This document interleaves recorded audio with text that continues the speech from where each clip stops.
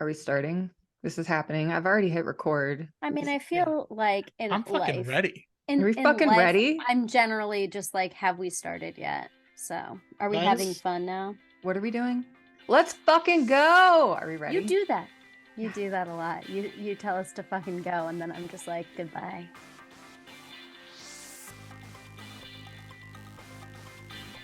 Welcome to VaultCrashers, a show dedicated to kicking down the vault door to help you find something you'll fall in love with.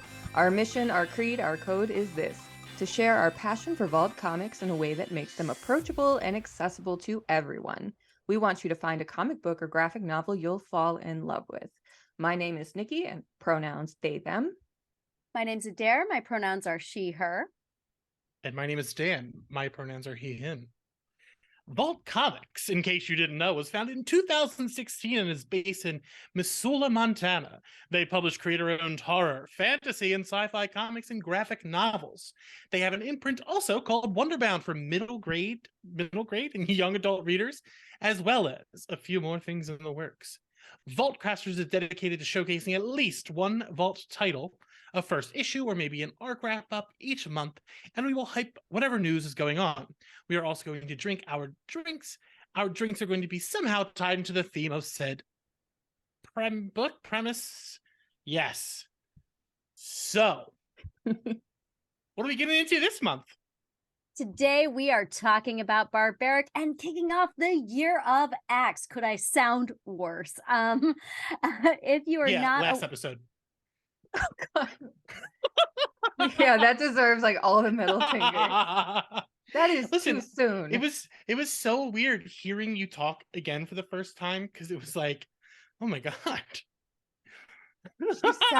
She sounded great. Don't be rude. She did. No. She kept talking about how like she had no voice or anything, and it sounded completely normal, but it didn't sound like you. So that's the voice I've had in my head for you for a month. Like whenever I read your messages or your tweets or anything, the Muppet voice is what I had.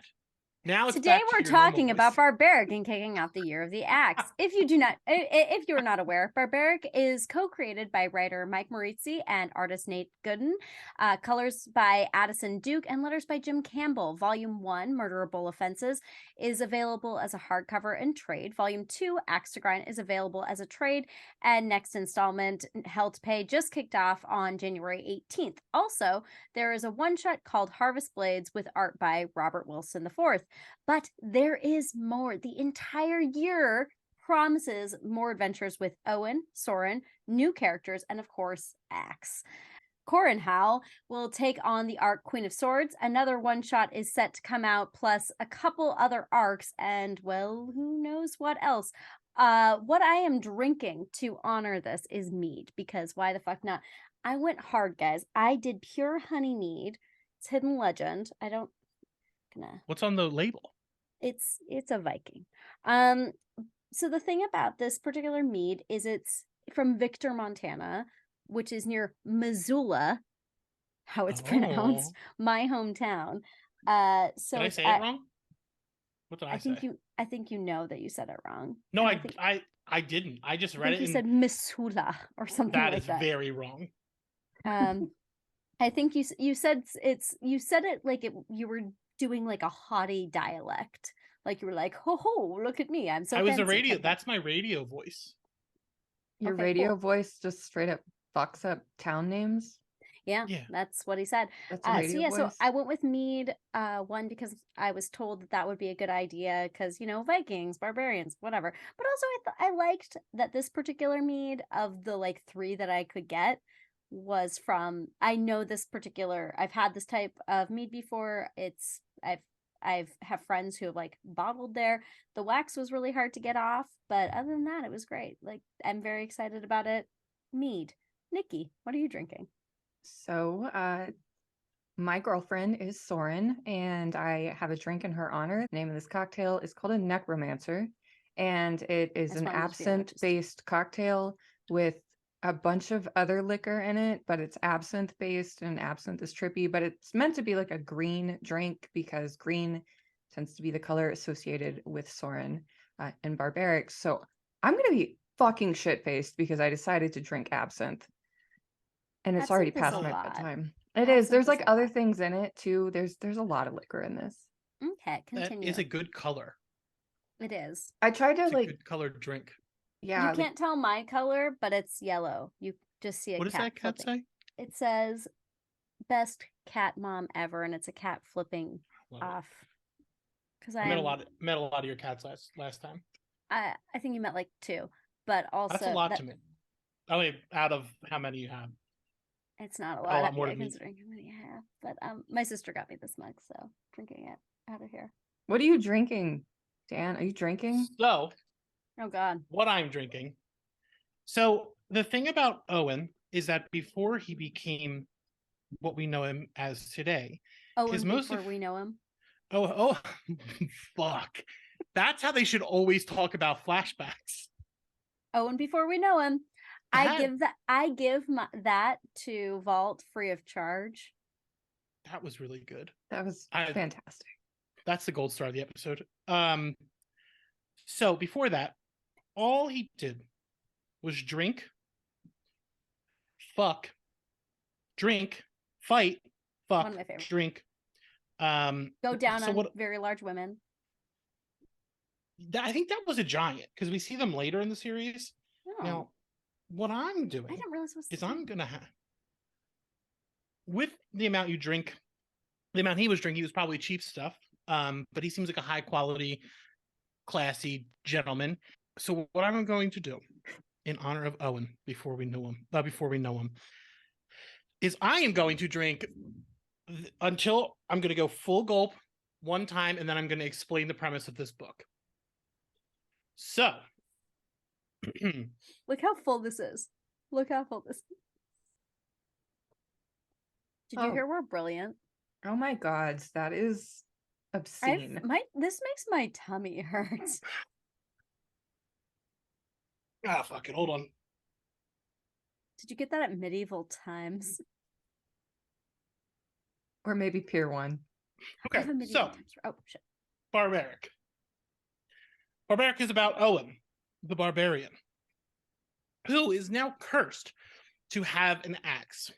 Thing about the axe is this motherfucker talks. He talks all the time.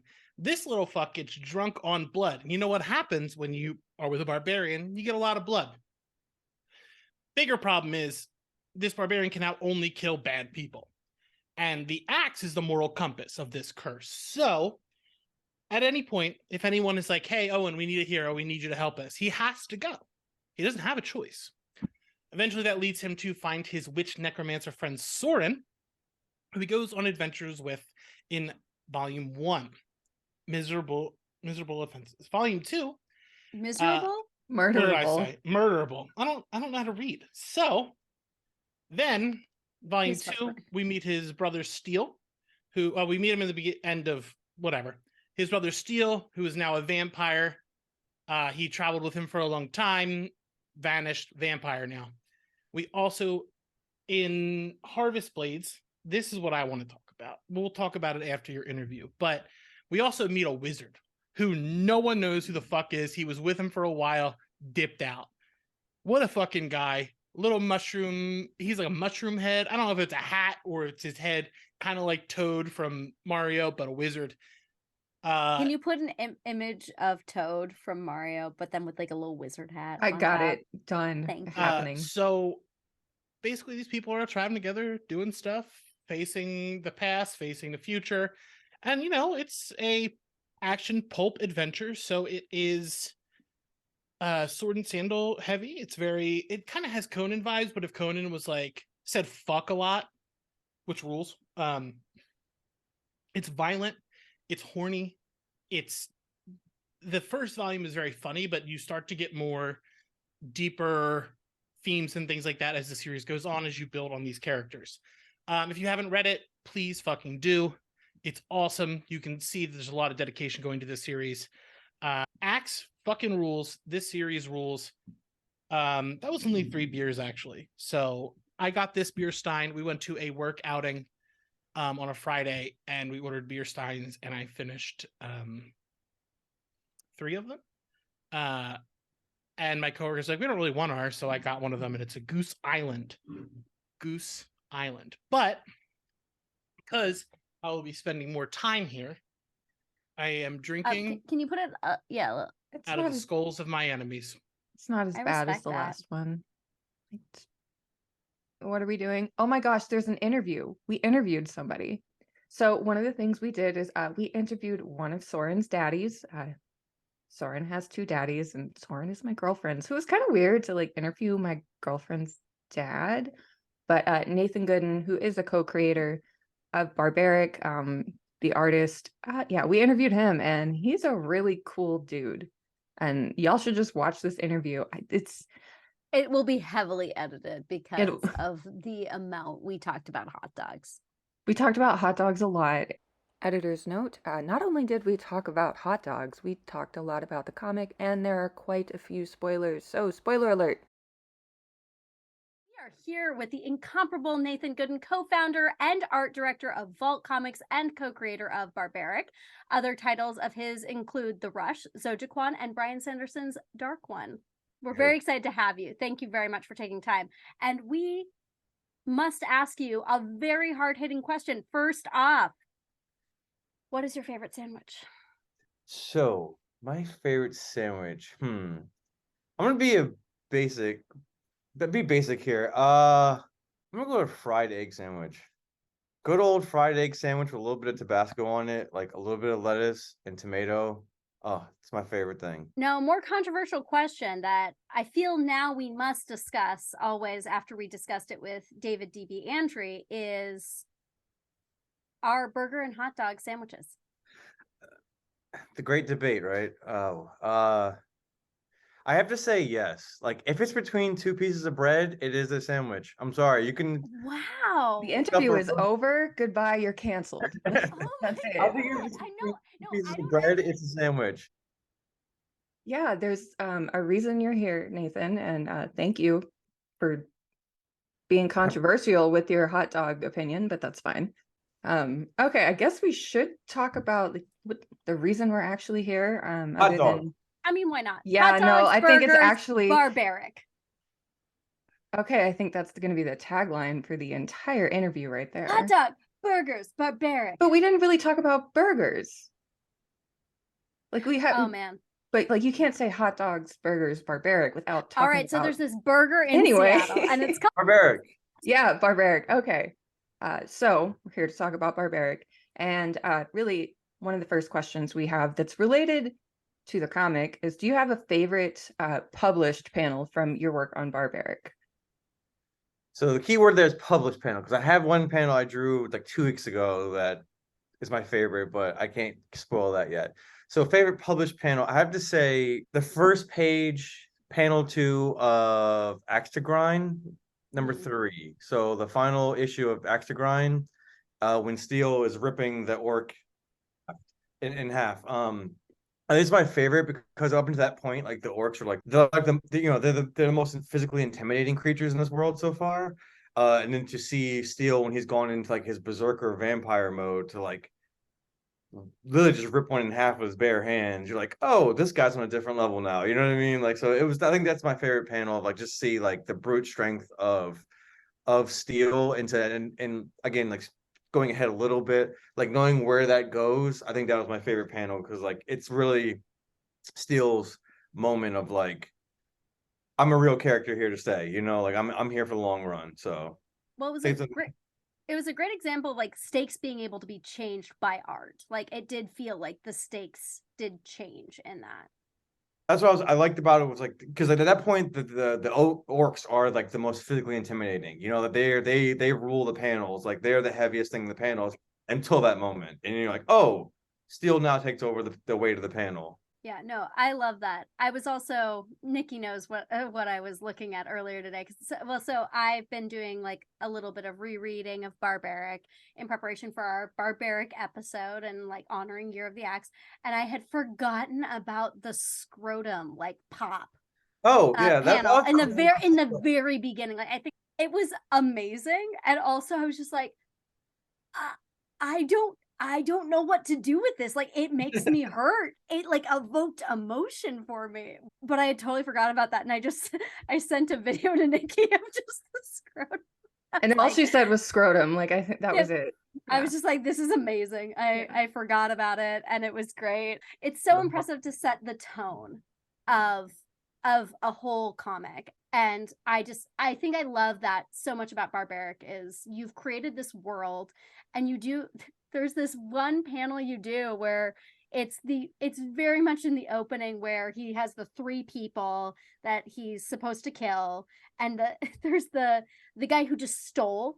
And so he's like, okay, but like there was something about how you did him, and I was just like, this guy I feel like he's just a friend of someone, and he's just coming to, but it was so comical with no words, and it made me laugh so hard, and that is such a skill, and I'm so impressed and very intimidated by you because of it.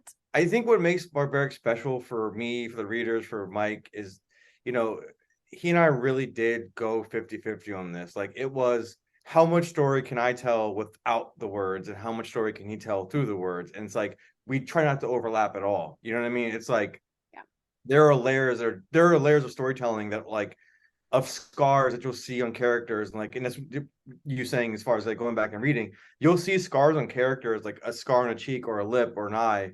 And when you get like a flashback, if you don't pick up on it, you don't pick up on it. But there are so many layers of things like that, of like, you can see where these people's scars come from, where their tattoos come from, where their haircuts come from, like how, like, seeing Soren's hair change tells you, where you are in the timeline.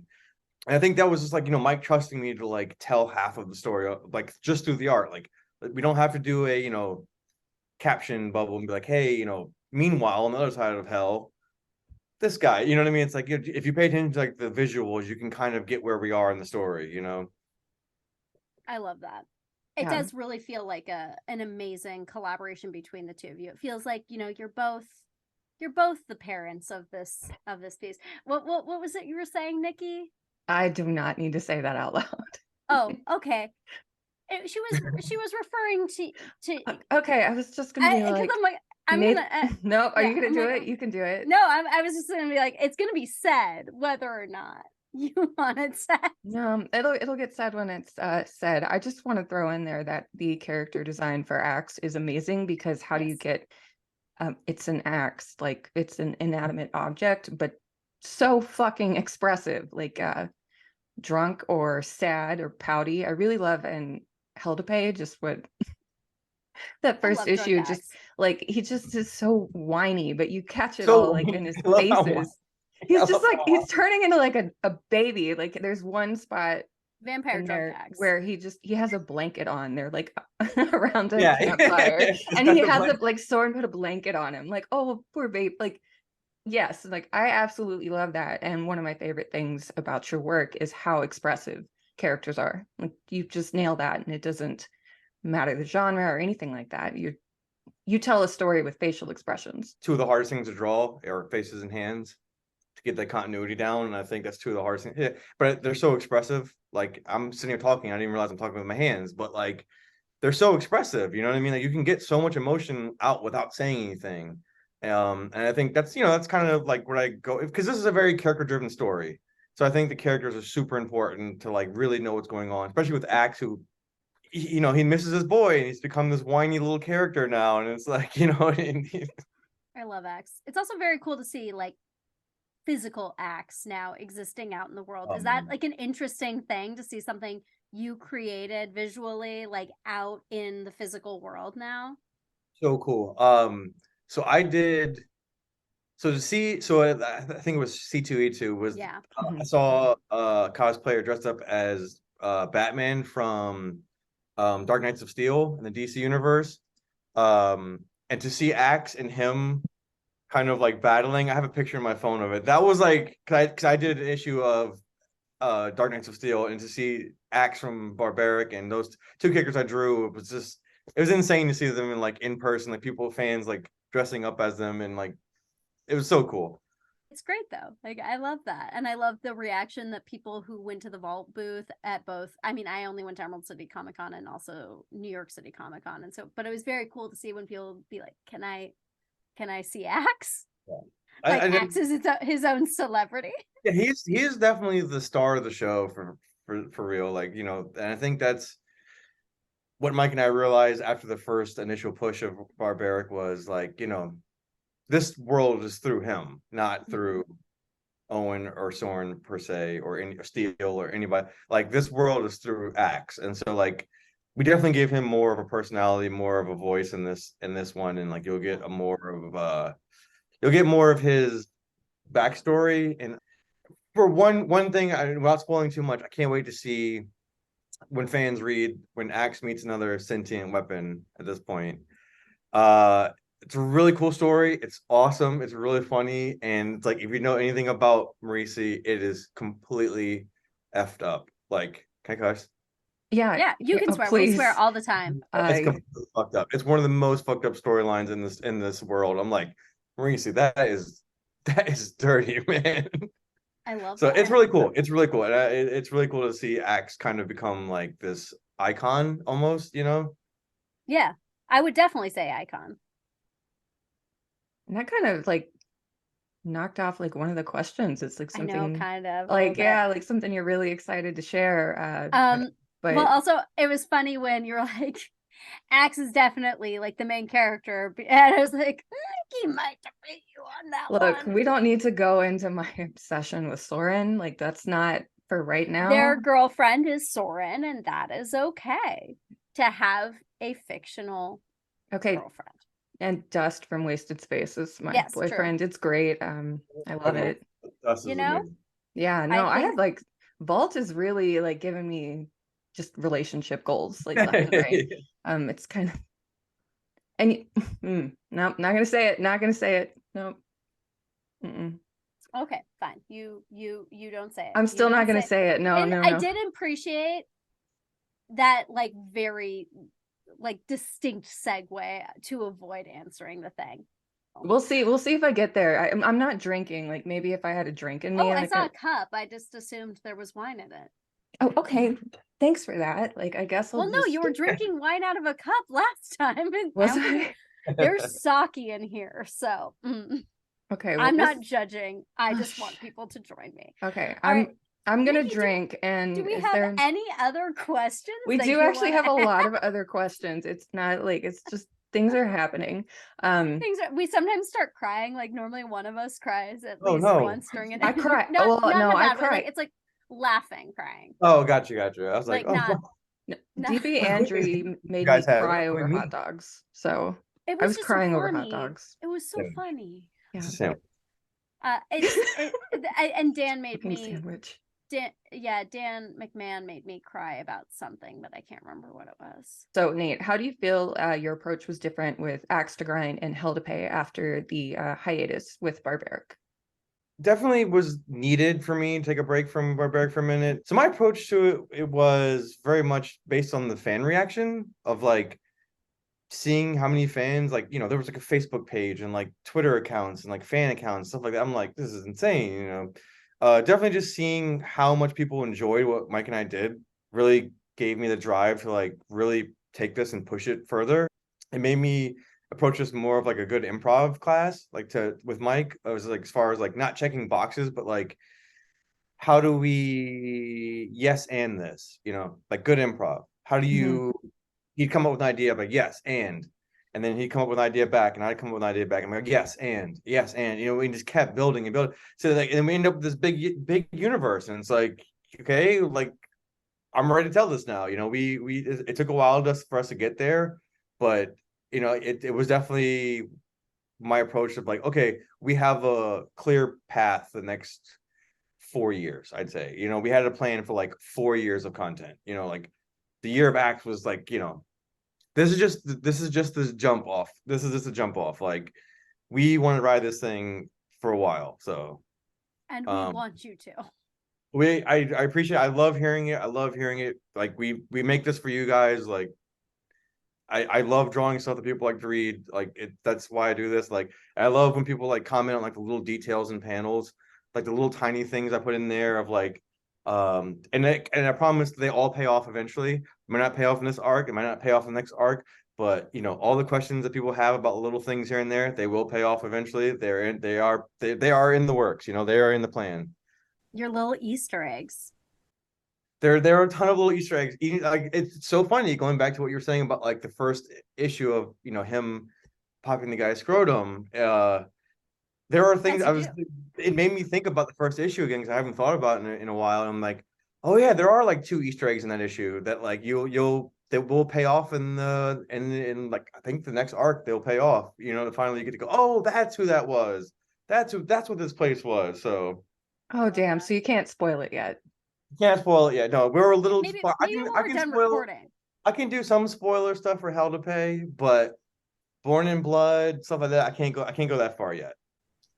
I will say also, in the scene right prior to the scrotum piercing, Owen's like line of "Could we please stop murdering women?" was just an amazing moment for me, because you forget, like, first issue, like, you know, you love something, but it all kind of it blends. Like, it's like watching the pilot of your favorite TV show, and I was just like, that is just I know I read it before, but it just, having seen the journey, it's just great. Like, I love these moments, and it makes me, if I can say one thing about this podcast, it's that I'm rereading so many things that I read at one point, like a year ago or 2 years ago. But for me, like, that's just, it's delightful to be reminded of like why I fell in love with these things and these worlds. One of the things I appreciate about the scrotum pop is the colors. Like, I know Addison Duke, like how it unfolds, and then it's just something about that's just like so visceral. And I'm like, I don't have a scrotum, but how? Like, it's like my ovary popped. Like, that's what like that's the only thing I can compare it to. Oh God, yeah. But you and Addison Duke, fuck yeah, I could. The colors, the 2 of y'all, like the way, absolutely wonderful. And I think Addison, as soon as I saw some of his work on another book at Vault, I was like, come on, let's tag team this one. And his first few pages came in, and I was like you can color whatever I draw. Like, you know, we're on the same page, we're on the same way. Yeah, we have good communication. Like, he colored Rush, which is a completely different kind of story, and it feels like, you know, but beautiful, whole different way of kind of coloring and stuff. But like, we went there together, you know, like we journeyed there together of like, you know, what kind of palettes do we make? What kind of, you know, textures do we come up with? Because this is all going to be very muted. Whereas, like, you know, Barbaric is this neon version of a barbarian, you know what I mean? It's like pinks and purples and greens and stuff everywhere. So, you know, they go very muted with Rush. That was really cool of Addison to go there with me. So, because not a lot of colors would like flip the script like that, you know what I mean? Of like, we went completely the opposite direction. Obviously, with the Year of the Axe, a lot of different projects have been shared and teased, and we're all very excited about everything. But one of the big things is the Queen of Swords series, that will focus on Soren. We're all very excited about that. Definitely not Nikki, though. Leave me alone. But you'll be handing the artistic reins off to Corin Howell for the Queen of Swords series. And has there been any discussion or collaboration with her, and in like the process of, I know obviously you'll continue drawing Soren, but in this new series, has there been any discussion about how you envision her? Yeah, absolutely. So Corin, Mike, and I, we talk every day. We're on Slack every day. You know, love that. Yeah, we're if you want to screenshot and send us that Slack, oh my God, you don't want to read that. It's a hot mess. You don't want that. No, what's a hot mess is our Slack. Corin was doing covers from day one, you know, from Jump Street. Yeah. He was doing B covers, and like, I just noticed like fans were really like, I mean, I'm a fan of her work regardless, but like, fans were really drawn to her take on Soren and like her take on Axe, and so it just naturally when it came to time of like, you know, no artist can keep up with any writer. Like, I can't keep up with Mike. You know, for every 10 pages he writes, I can draw one of them. So, you know, the camera point where we're like, oh, you know, he had this like, I don't even want to say a side quest. I want to say like more of like, it's a Red Sonja to a Conan, where it's like, they are on this journey together, but they do have to take separate paths to get there, you know? And like, so it was like natural, like, oh, Corin, let's go. Like, this is you. Like, no one draws sexy demon ladies and like sexy like you. So this is very much that kind of a storyline. Natural fit. It was very natural. Like, timelines matched up perfectly. Meant to be. I've read the first issue already. It's phenomenal. Like, it's exactly what Barbaric fans want.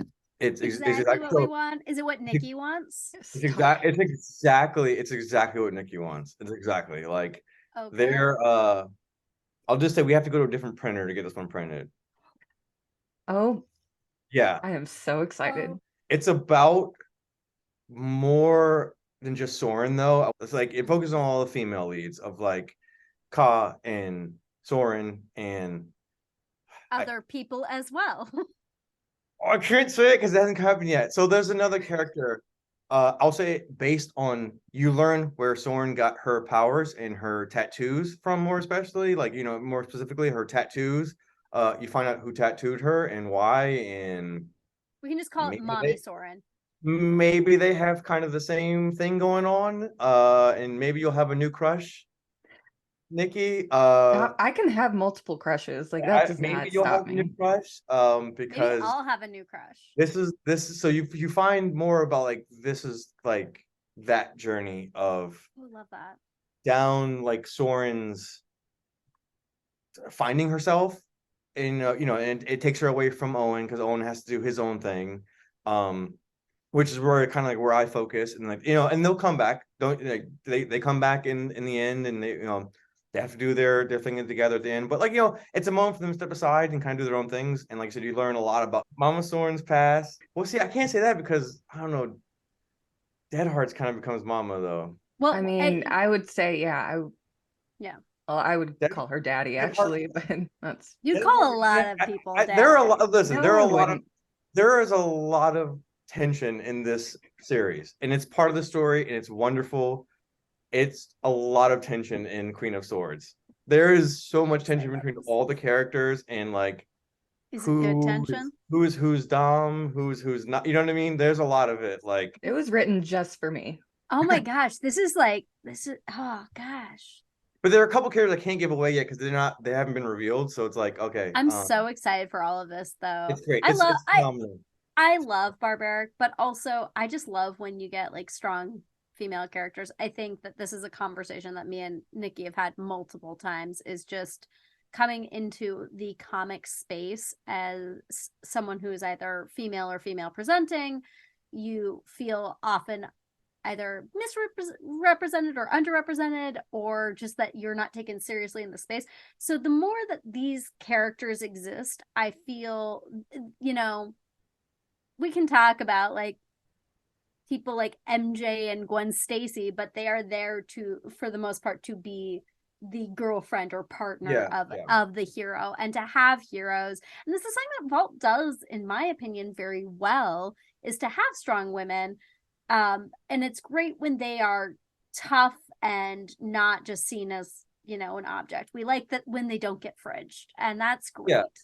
And I think that Vault does this well, and I'm very excited to see this. And I feel like you guys have created a platform for that. It's always a conscious decision for us to be aware of that, to be like, we don't want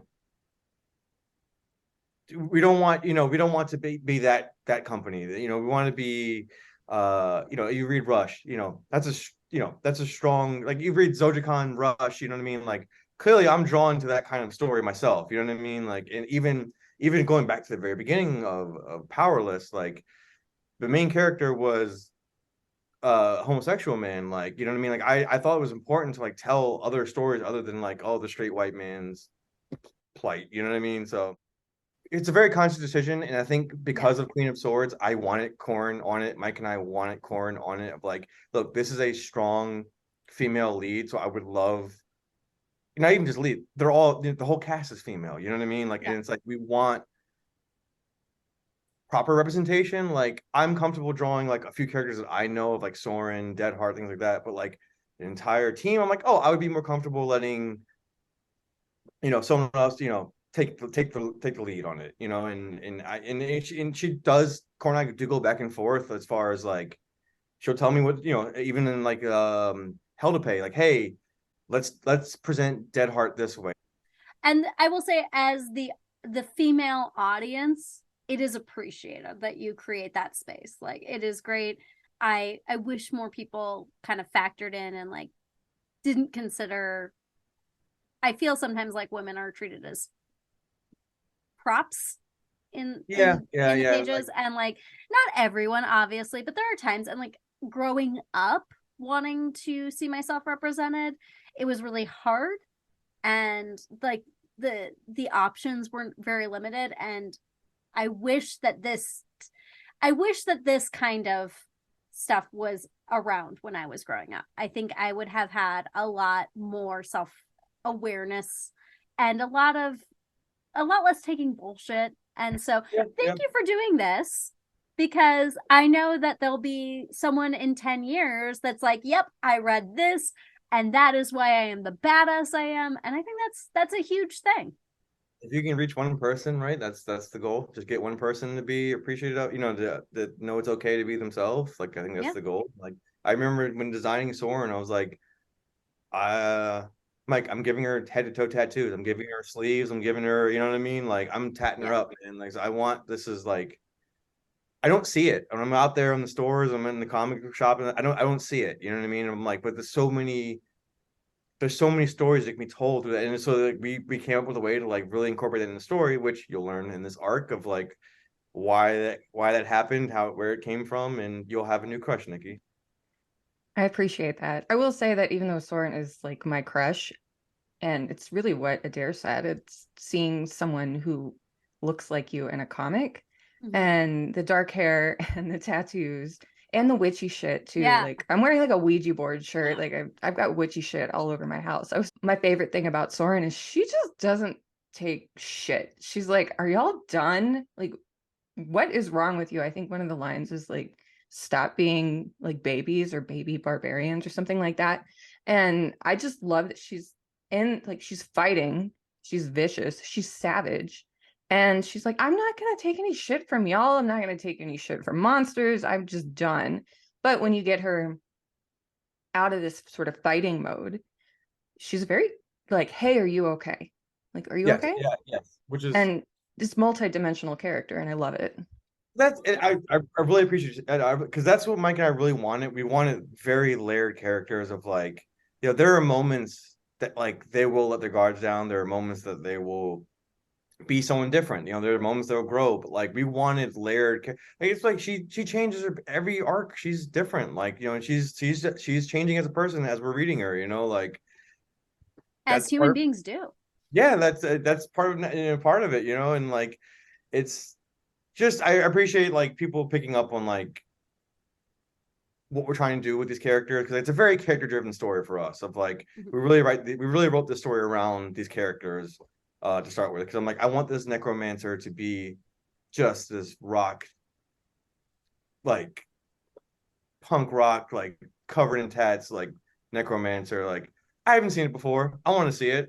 You know what I mean? Like, I want to draw it. It's like how Christina Ricci like created like all women in the 90s who were going to be like, who were leaning towards being bisexual. Like, their bisexual awakening was Christina Ricci, because they're like, she's feminine but she's also kind of tough, and it's like, what is this, a 3-dimensional woman?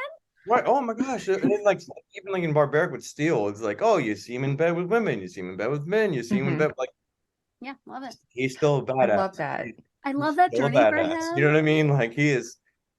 Absolutely. I remember that specific scene where I was just like, wow, Steel is I appreciated that a lot. Getting it. It's one of those things that like, I can't wait for people to read Hell to Pay. First of all, it's 4 issues. And this is pretty much like the end of Hell to Pay. The chessboard is set for like the final, like everyone is in their place, and then it all plays out in the final, and you're like, oh my gosh, like, what the hell just happened? Like, what the hell just happened? And like, I selfishly love a quick run. It's funny because like, I love Soren, but then like, did I love Deadheart? And then I do an issue of, back to that, and I'm like, oh my god, I love Ka again. Oh, I love, you know what I mean? I love this new character. Like, it's just, they're all so unique and so cool, and like, it's okay. You can love all of them. I love all my cats. It's the exact same. It is the exact same The thing. exact same. It is. All right, let's segue. So Nathan, are there any other genres that you're drawn to for future projects? I know you're on the barbaric train right now.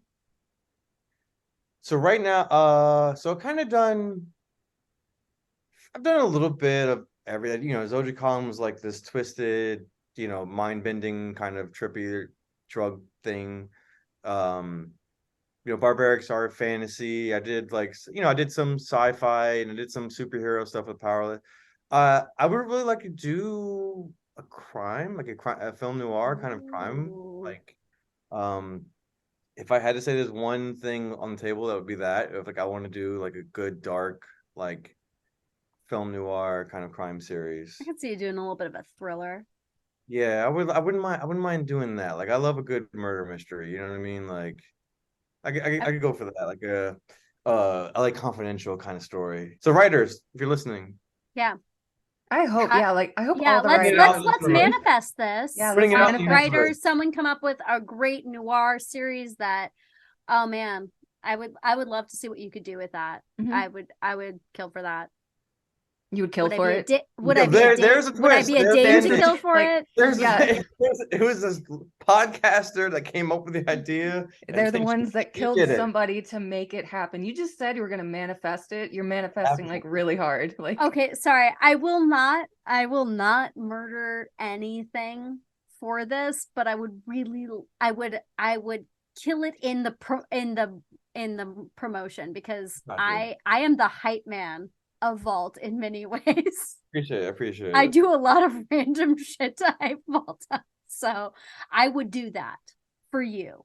Oh, yeah, that would be like the next like passion thing I have to get out of my system. You know what I mean? Like, because like I don't know, anyone that's like follow my career a little bit. Like I have to like change. I have to do new stuff. I have to like I've gone from traditional to like digital, back to traditional, back to like painting, back. You know what I mean?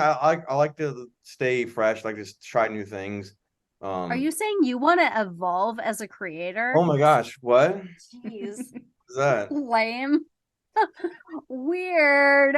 Nikki, do you have any questions? Is there anything, like any new project of yours that you can tease? You did say Barbaric, you've got a plan, but do you have anything else that's out there for us? No, for now it's going to be just Barbaric. I think I'm just gonna focus on Barbaric for the year, as far as like day to day.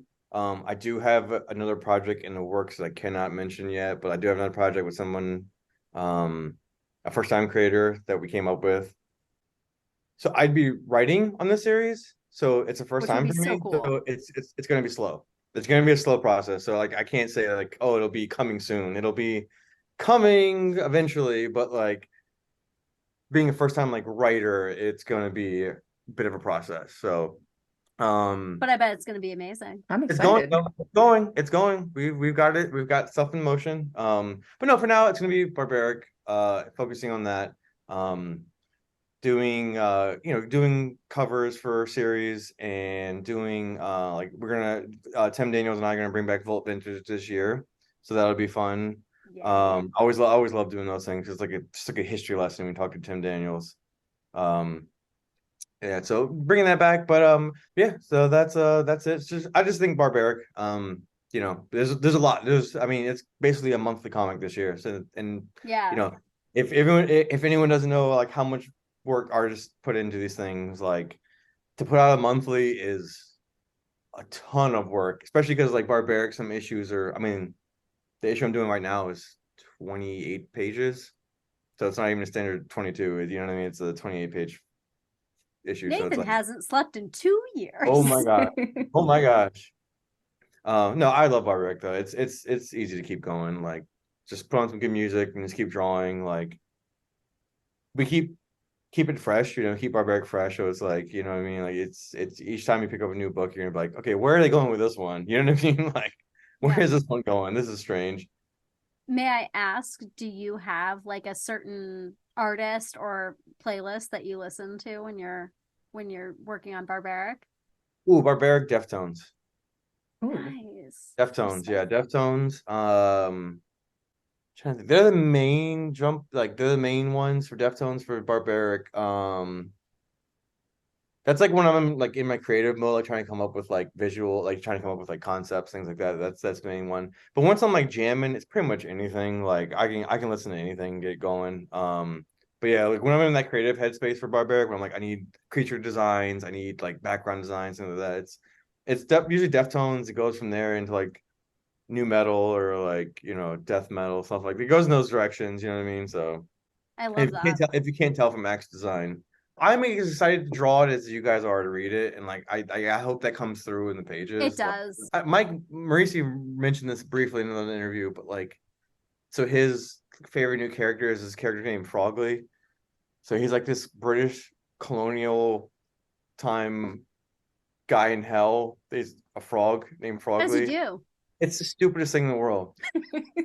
It's so fucking funny. It is like I have never laughed that hard in a comic in my life, and I'm drawing it. I'm like, what the hell am I drawing? You know what I It's mean? like when you tell that same joke over and over and over again and it stops being funny and then it becomes funny again. Yes, It's like yes. that. Oh my Yeah. God! Like it's Mike. Mike is. It's funny because he has Mike doesn't think he's funny. I'm like, you're like the Oh, he funniest is. He's hilarious. Oh What my is he God, doing? what What is Newsflash, is Walter that? Cronkite. Where's You space are. hilarious. Where's space is fucking hilarious. That is one of the funniest, like, He I doesn't just think it's bust funny. out He doesn't think laughing it's Oh every yeah, time. it's super funny. I think like there's moments of sincerity, and like that's a beautiful thing about Barbaric is there's like a combination of sincerity and hilarity. Oh my God, I hate myself for that. This was so informative, and we really appreciate your time. And bye. That's it. And bye. No, Okay. I just realized like we never like have a good sign No, off we thing, never and I feel don't. bad. We- You can What stop did you recording. think About that we- interview, Nikki. It was great. I had a blast. I had so much fun, but I want a hot dog. I want a hot dog too. Like that conversation made me want a hot dog, and I don't like that sentence That at sounds all. inappropriate. I don't I like want a that hot sentence. dog real bad. I love this fucking like I'm sorry. This isn't even to get us back on track. I'm just looking at the page of I drank, I fucked, I fought, I fucked, I fought, I drank. That may Yes, be it's a great page. I wonder if he still has that page because I might try to buy it. Because mean, it's so fucking The first good. issue, rereading it after many months, if not like I don't know the amount of time. It's been a long time. Rereading it, I love that first issue. Like as a way to world build and like create character, like that was so good. I brought up a bunch of stuff from the first issue with Nate in our interview. I don't know what will be edited and what won't, but like I the love scrotum is staying in.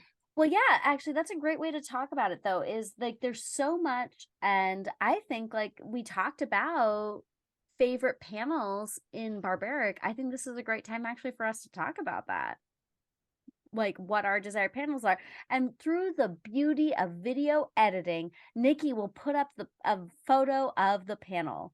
And I'll start because mine is like the least impressive not because it's not a great panel, but because I talked about it for so long in our interview. I felt like when we were choosing this, that I had to choose this, where I have never had a scrotum. Fun fact, never had a scrotum, but like this panel really like evoked a feeling for me. And also just it being in the first issue was, I think, is it the first or second? It is the first issue. It is the first issue. Mhm. Okay, cool. It felt like those were the stakes. Scrotums were the stakes. And I love this. I just love it because I have never read something where, because like I don't want male genitalia, where I've just been like, oh ow, like that's not good. Like that's just not a thing I feel. But It's like not good at all. Yeah, but for it was very interesting for me as far as like I actually like it was just like oh, there's a tummy pain here and I don't understand. So that's my I love that one. I think it showed what the stakes were at the very beginning, and it showed, you know, it showed Owen, and he might be doing stuff for good, but like also he takes pleasure in these moments, and I God don't bless him think for it. because also have Axe been- is his moral compass. Guys, this is problematic. Keep drinking. Yeah, finish it. Yeah, you got to finish it. I think because Axe is his moral compass. I don't. It's like, oh, you can't get killed with Axe, but he can. Owen can reach down and like grab that scrot and just fucking squeeze. And I have really appreciated that. Like that is a man who is not scared to touch another man's balls. In whatever way he wants, and I like it. I recognize mine is just like a little less like about the detail, about the plot, about the coloring. It's more just like that was just such a. It takes a lot to make me feel something. It was I'm gruesome. cold and dead inside, and like my non-existent scrotum ached reading that. So there you go. And that is the tagline. I have given you so much Great content. So much things. Good So much content. content. Yeah, good scrotum. Nikki, let's talk about your panel. So, if you want to.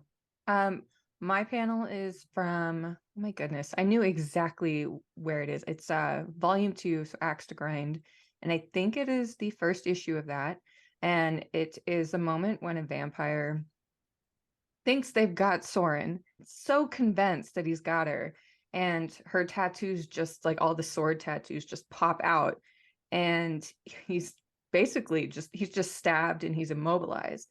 And I think the thing that I love about that panel, I like the colors because Soren, like everything is associated. It's just this green color that is associated with her.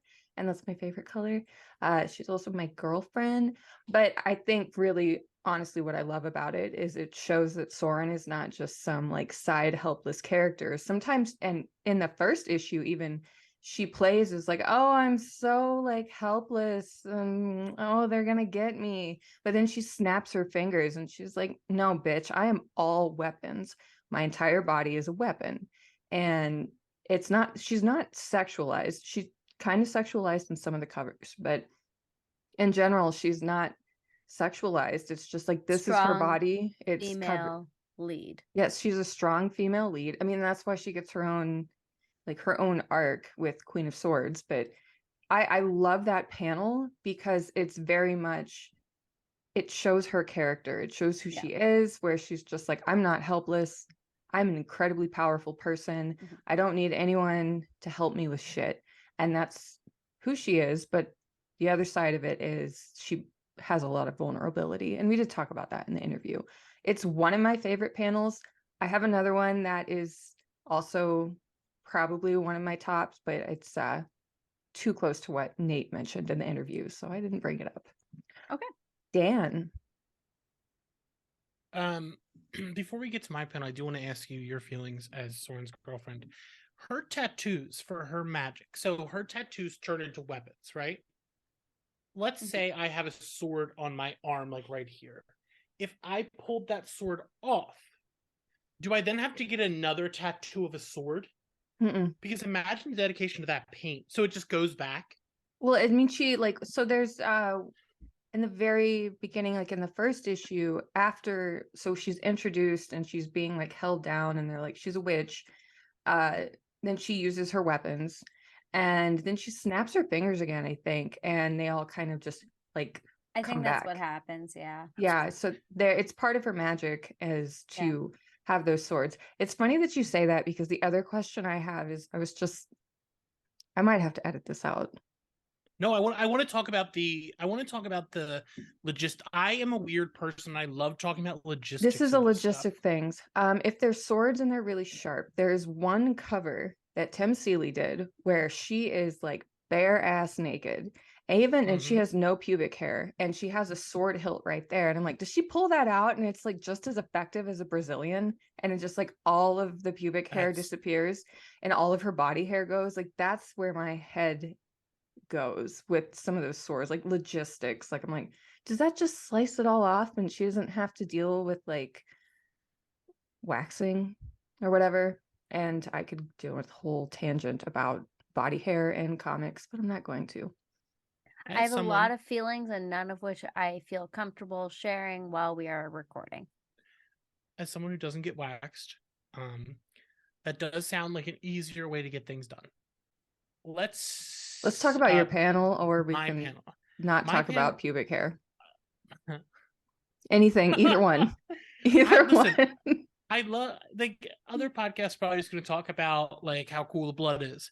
I like talking about, like, I like really getting into it. So my favorite panel is, I guess it's a panel because it's just a page. There's no anything. It's like a splash page.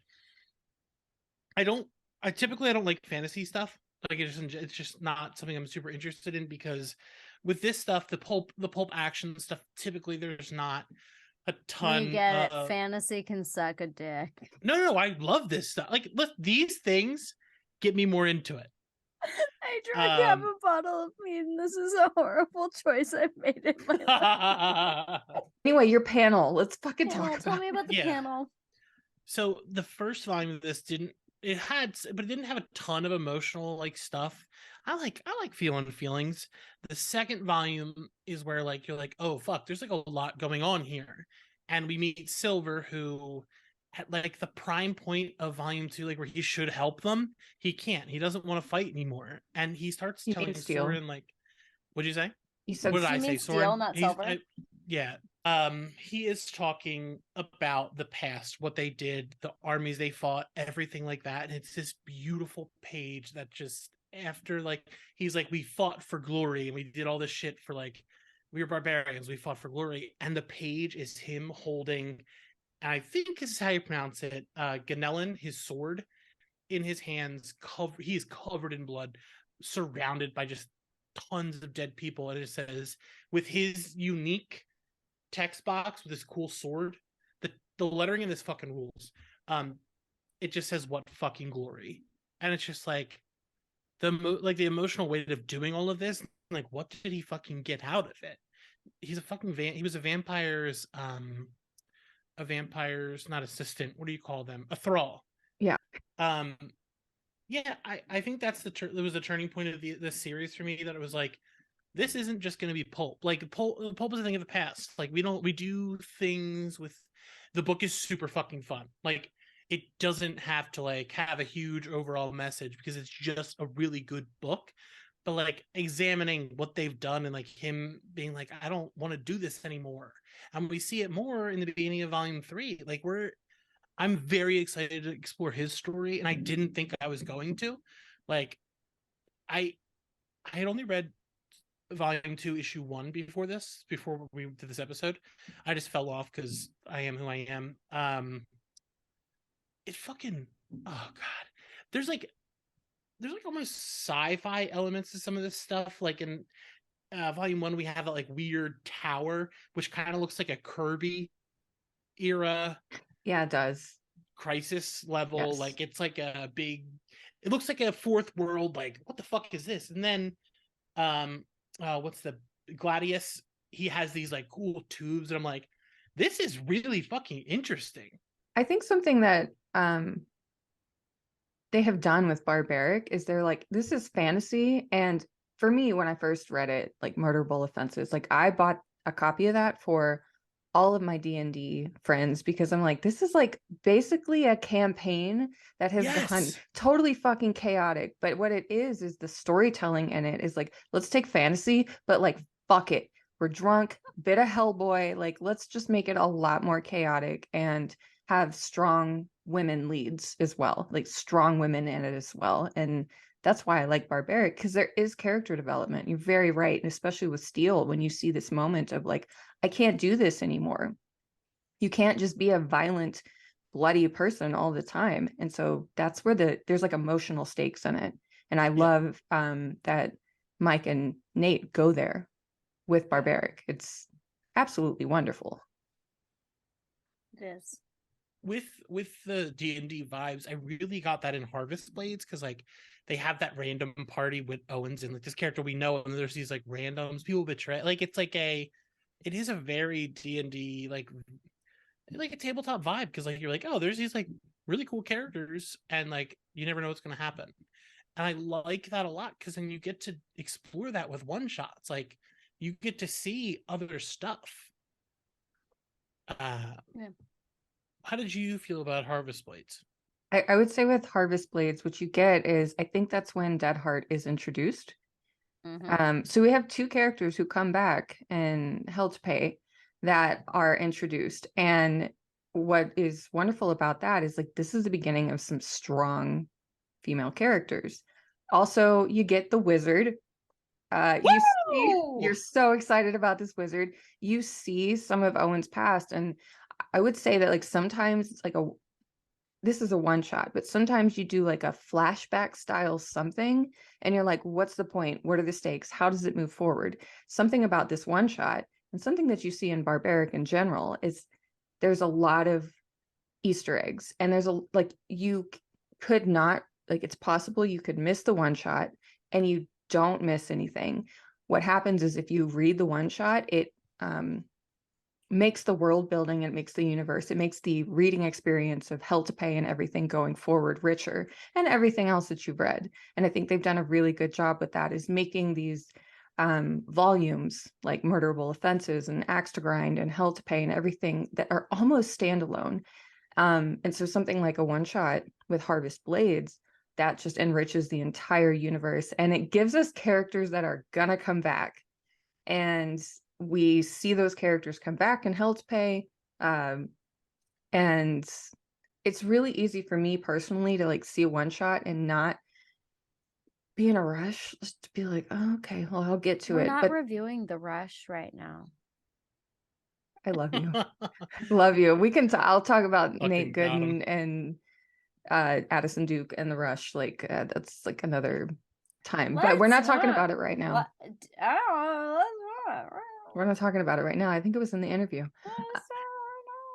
So I loved when they announced the one shot. I was so excited because Vault hadn't done a ton like this yet. Because like most of them have been like one and dones. When some of the universes I want to see more of, like I don't want to say they're a small publisher because they're not that anymore, but like it's never been something where you're getting 20 like on. My background is the superhero. Like that's just what I do. Like, and having Barbaric, and it's like, hey, there's going to be more to explore. That is so exciting for me because I love continuity stuff, and like doing it in a world like this is so interesting. And I don't want to talk too much because I'm me, but like having strong female characters matters a lot to me because like there's enough people who look like me on pages. Like I don't care at all. Yeah, there's more. No, I'm just saying there's too many for me, and it's nice to have someone else. I appreciate hearing this. I went on a diatribe about this and about how going into comics it's hard because I don't want to see people looking like me and acting like me be fridged as like a plot development. It's very hard to constantly love comics, but to be used as a plot device for a bigger character. And that's something I love about Soren is she's no one's like side piece. She's not there to advance a plot. She is a plot. And like, that's what you want to see because we are like, I was making a joke about like strong female characters, but like that's what we want. Like we want to feel represented, and I want to feel like I'm reading something. And I think that's why like the comics that draw me are the comics that draw me, and the comics that don't. This is something that I wish was more prevalent in the comic community, and that I think Barbaric does well. And I'm not saying like I'm not trying to throw any sort of publisher under the bus, but I am so fucking tired of seeing people that look like me as either the nerdy best friend or as the girlfriend who gets fridged to create a plot point. But also, like, not only is there a strong female character, there's about to be something that is only women. And they gave it to a woman. They gave it to Corin Howell. Yeah. To be the art, like to do the art on, because they felt like no. Yeah, and I agree. She's and I think that this is my main issue with comics, and why I took a break from comics is women are not represented in a kind way. A lot of the time, women are objects. Women shouldn't be that. We are just as worthy of having a superhero. And similar to, we need to like focus on people that are underrepresented. And it's not just women, it's people that have different, that their superpowers are different, like in whatever way that may be. And I take a lot of issue with a lot of comics because of this. This is a huge frustration for me. And it's why I backed away from comics for a really long time. I did not feel represented. I was super fucking tired of seeing myself in a way that like made me feel bad about myself, where I couldn't connect. And like, I do love when these comics come, and I think that's amazing. And I want to hold on to that like positivity. It just sucks that it's rare. It sucks that there aren't people that like, something I loved about our interview was Nathan Gooden really loves the characters he's created, and that includes all this across the board, all these different women. And that's super important to me, because I feel like if you're bringing a woman in as a plot point, you're not respecting her. And I feel like when you can't choose a favorite, when you can't like, when you're like, oh, I love this person for this reason, this person for this reason, this one for this reason, I'm like, I'm super excited to see this plot point come in, that reads on the page. But when you're like, I've brought this character in because I'm like, you're gonna fall in love with her and then she's gonna fucking die, like you feel that, like it sucks. And like, it's necessary sometimes, but I feel like that is how women are used more than they should be. And I see it turning, and I would love us to all focus on these women. And this is what I love about Resonant, is I think you get a young female lead that was not initially anticipated to be the lead. And this is how I feel about a lot of these Vault works, is like that. And I'm sorry, this is just like the one thing that like very much upsets me and I think loving comics. And like, I also don't want to apologize, because I think apologize. it's a fair frustration on it. You really shouldn't, because Shouldn't. I think one of the best things about talking to Nate was his thing. It's just like, look, I love all of these characters, and we needed to be very careful with how we did it. And at some point, you have to pass that on to somebody else, because they can give justice to those characters. If you look at Nate's careers, it's a kill your darlings thing, but it's like letting your darlings live instead, but like giving them up for adoption. If you look at Nate's career, he has been the artist on stories that are the strong female leads. That's what he's done, and he loves that. Like, that's the type of story he likes to do. But he also recognizes the point where he's like, that's not okay. Like, I can't do all of that, and understands when to pass the torch. And he is a co-creator of Barbaric, and it's an insanely successful series. And he's just like, you remove the ego from it, and you're like, no, I'm not the person to well, and also like these stories. at the frequency of which Moreci can create something, he can't give it. He only wants to do justice to his characters, and like that makes sense. Like to hand it over so like a certain like through line is able to get to the masses and is able to be represented properly. Like to recognize your own like if you are not able to do something, to give it to someone else, like that's huge. That's giving your baby up for adoption. I want to add one more thing about women. You can also in edit comics. everything I have said in the last like hour. We'll be fine. Like we're good. I want to say in Murderable Offenses, and it's something you said that just brought this, but I don't know which issue in the first arc, but it is Soren explaining her history to Owen, and Axe jumps in and says, is there any nudity in this story? And she's like, ooh, gross. No, like there's something about Soren that even though there are times in covers, especially where she is sexualized, she is not a sexualized character. And her nudity, and any sort of nudity, it's like, look at her body. She's a fucking weapon.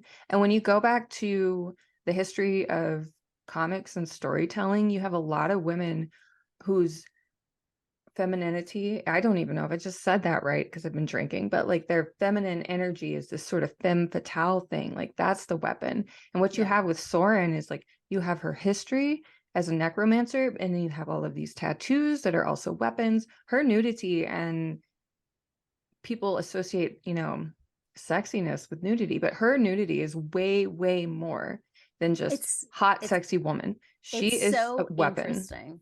Like so, I love that like her nudity has a purpose other than like we're gonna to fuck. feel desire. Yeah, no, and I like that she just like sort of checked Axe, like, ew, no, that's not what I am. Can I ask you guys though? We are looking at the year of the Axe. Look at me, I'm intoxicated, and I can still keep a through line, ish. But we're looking at a year of this. Like we're looking, luckily, like what we've been told in our interview is there's going to be so much more beyond this year, but this year is going to be like not inundated, but like it's going to be filled with like barbaric content. What is the thing in the released information that you're most excited about? Because like for me, it's Queen of Swords, but like I also recognize that why that is. But I'm really curious what everyone else feels. I think it has to be. It's also Queen of Swords for me, and let's like. We gay for Soren over here. Well, I mean, we're just queer in general over here. Like, my non-binary ass is just gay. Like, I don't fucking care anymore. It's out there. I was discussing about bisexual awakenings being Casper and Now and Then. Yeah, like recently. Soren, if somebody is going to pick up this comic, and hopefully Soren is the bisexual awakening. However, they're going to have a lot more characters to choose from, which is great. In Queen of Swords. But I think that I am definitely looking forward to that. Right. Token cis white man in this podcast. What are we love you, Dan. It is very important to me that that kind of stuff is said, because again, token cis white dude. I want people who don't look like me to actually have heroes. I want them to see themselves on everything that's out there, and it sucks that it has been the way it has been for so long. So anything that I can personally do to give someone else a platform to speak and showcase things that are not doing that, I will do whatever I can to do it. What I am most excited about, I'm looking at the timeline right now, the Year of the Axe is Queen of Swords. I love Soren, and we're all down for this. Yeah, are we gonna do? Can we do a whole Queen of Swords? Yeah, I'm very excited to see someone else get to explore this world. Okay, so we've been talking about Barbaric and our favorite panels. We drank a lot. It was like a lot more alcohol than usual. I mean, but I enjoyed it. I like listening to you rant. I love it. I hate listening to myself. So, can we end this podcast? Okay, so here's the deal. Who I am as a person. We can end this podcast, but we're chaos. So, like, how do we chaotically end this podcast? Can I just lick the mute button and see if it works? Is everyone gonna lick their mic? No, I'm still hitting record. Oh my god! So it muted her. Yeah. Oh. It worked. Wow. It's what a podcast. Wow, I licked the microphone. Okay, I guess I should hit and like we're gonna stop recording. I think it's a good ending. Have to start over. That's it. Wait there, segue. I can cut this into. Okay, talk about that scrotum pops now. You can edit out what I'm about to do. I'm so curious what he was.